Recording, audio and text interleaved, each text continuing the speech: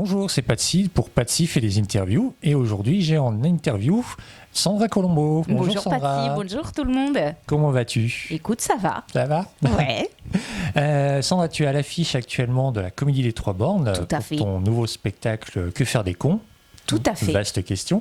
Vaste sujet. C'est un spectacle qui affiche complet, n'ayons pas peur des mots. Première question toute simple, j'imagine que tu es contente de l'accueil et du oui. Oui, je suis ravie. Alors, j'ai joué complet tout l'été. Là, la rentrée théâtrale a été beaucoup plus difficile, mais pas que pour moi, pour tout le théâtre parisien. Donc, je ne le prends pas personnellement, mais il faut revenir, sinon je vais vraiment le prendre personnellement. Et oui, je suis hyper heureuse de l'accueil pour ce spectacle. C'est chouette. Je pense que c'est un sujet qui intéresse les gens. Ouais. Les cons. Voilà, on en connaît tous au moins on un. est tous le con de quelqu'un. Comme... Exactement, c'est ce que je dis aussi dans mon spectacle. Ouais. C'est un spectacle qui joue sur le double sens du con. Voilà, exactement. On va prévenir, pour pas que les gens soient perturbés en y allant. C'est vrai que tu fais bien de rappeler que le con a un double sens que j'utilise dans le spectacle, qui est que le con, c'est l'origine du monde. Ouais. Voilà. En fait, on vient tous de là. C'est donc un spectacle relativement féministe. Voilà, oui. Mais moi, mon truc sur le féminisme, c'est de dire qu'on devrait tous être féministes parce que ça concerne la moitié de la population de cette planète et que malgré tout, il va falloir quand même qu'on s'entende à un moment. C'est ça que j'essaye de dire dans le spectacle. Donc, même si vous trouvez que les féministes sont des connasses, vous pouvez venir. Tu es féministe dans la vie ou tu t'es intéressée encore plus au sujet pour écrire le spectacle ? Alors, je crois que je l'étais féministe sans m'être dit que je l'étais. D'accord. C'est-à-dire que, encore une fois, je trouve ça insupportable dans la vie qu'on discrimine des gens parce que ils ont d'autres pratiques ou qui sont différents de nous. C'est la même chose. Moi, j'ai toujours lutté contre l'homophobie parce que je comprends pas comment ça se fait qu'on puisse discriminer des gens parce qu'ils sont différents. Voilà. Donc forcément, oui. Je crois que plus je vieillis, parce que oui, je vieillis, et ça ne se voit pas, mais à peine. Mais plus je vieillis, plus j'avance en âge, et plus je me dis, mais c'est pas possible qu'on en soit encore là, en fait. On va sur la Lune, on envoie des fusées qui maintenant font le retour, ouais. Et tu dis, et on en est toujours, les femmes, dans la majorité de la planète, à gagner 20% de moins parce qu'on est des femmes. On en est toujours à dire, oui, il faut les homos, il faut les brûler en place publique. Mais pourquoi, en fait ? C'est vraiment quelque chose qui m'interroge. Et pour revenir à ta question d'il y a 10 minutes et demie, oui, je suis féministe dans la vie sans forcément le revendiquer. C'est-à-dire que j'essaye de faire des choses humanistes, on va dire. On vient de l'évoquer, c'est un sujet très sérieux, presque sensible. Ça reste un spectacle d'humour. Oui, tout à fait. On va bien préciser. Pour l'écrire, justement, comment tu as fait pour doser, pour pas te dire, là, les gens vont pas rire, là, il faut que ça reste drôle. C'est compliqué Alors, comme c'est mon 3e spectacle seul en scène, j'ai quand même, et puis que j'écris quand même quasiment tous les jours, même des petites blagues pour Instagram, tu vois, parce que mine de rien, je réfléchis. Et qu'aussi je donne des cours moi de one à des jeunes padawans de l'humour et c'est vrai que ça me met dans une dynamique d'écriture et de qu'est-ce qui est efficace, qu'est-ce qui fonctionne, etc.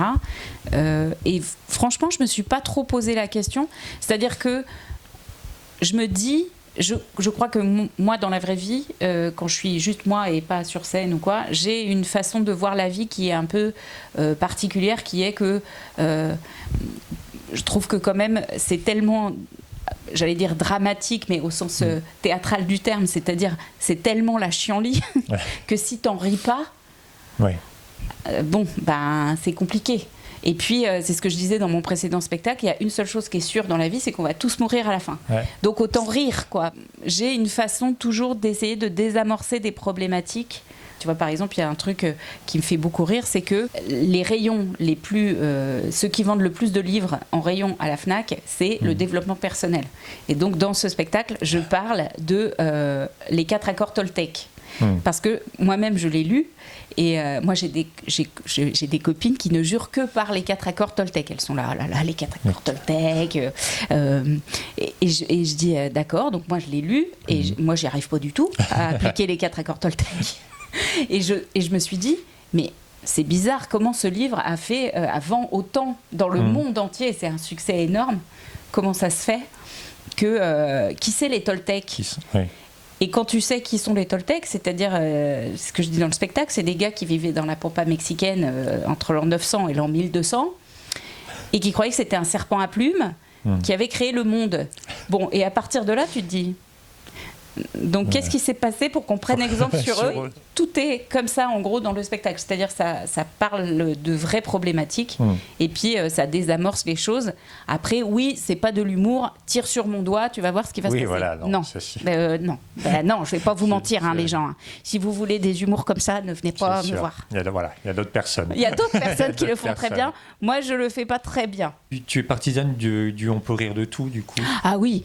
Moi, je crois que sur le plateau, c'est ce que je dis à mes élèves, on peut rire de tout, à condition, pour moi, il y a deux choses. C'est qu'on ne confonde pas ce qu'on fait sur le plateau.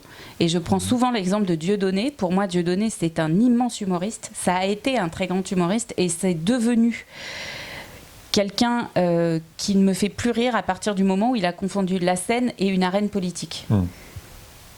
Donc ça, voilà, ça c'est le premier truc. Et le deuxième truc, c'est de ne pas prendre en otage le public. C'est-à-dire que ça aussi, je dis à mes élèves, on n'est pas votre psy. Quand on est public, on a payé pour venir vous voir. Donc, à la fin, vous n'allez pas nous redonner de l'argent. Donc, ne nous prenez pas en otage de votre mal-être. C'est-à-dire... Évidemment, on rit avec ce qui nous fait du mal, on rit avec nos failles, on rit avec tout ça, parce que c'est ça qui... Mais c'est la façon dont on l'a analysé, dont on l'a métabolisé, c'est ça qui fait qu'on devient drôle, je crois. Clairement, oui, on peut rire de tout, mais il faut savoir comment faire. Il ne faut pas que ça soit gratuit. Parce que dire... je dis souvent ça à mes élèves, si vous venez et que vous dites des trucs genre les nourrissantes, les Arabes c'est des voleurs, les Chinois ils ont une petite bite, ou des trucs comme ça, je dis moi j'ai l'impression de voir un gosse de 3 ans qui rentre dans le salon de ses parents quand ils ont des invités qui sont là pipi, caca, prout. Bon, moi ça ne me fait pas rire. Voilà.